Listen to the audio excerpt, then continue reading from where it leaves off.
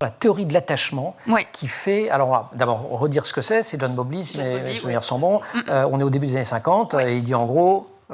en fait, on découvre, le nourrisson a besoin de figure d'attachement. C'est ça. On découvre qu'en fait, le nourrisson, par ses pleurs, ses cris, son regard, en fait, cherche une figure d'attachement pour sa survie. Et qu'effectivement, a priori, le contact peau à peau, le contact prolongé avec un adulte référent fait augmenter les chances de survie d'un enfant, ce qui est très bien. Et vous dites volontairement un adulte référent parce que ce n'est pas forcément la mère. Vous dites qu'il y a beaucoup de malentendus sur les théories de l'attachement. En fait, c'est ça. C'est-à-dire que si on n'était pas dans une... À l'époque où ça a été mis en mots, si on n'avait pas été dans une société où la division sexuelle était aussi présente, eh ben, on aurait pu imaginer un partage tout à fait égalitaire des tâches. Le biberon existe depuis des millénaires, donc pour nourrir un enfant, pas de problème. Donc voilà, en réalité, c'est simplement parce qu'il y a un ancrage patriarcal qui persiste, qui dit que de manière naturelle, les femmes sont plus dotées d'un instinct, d'une capacité naturelle à s'occuper des enfants, plus que les hommes, ce qui est complètement faux.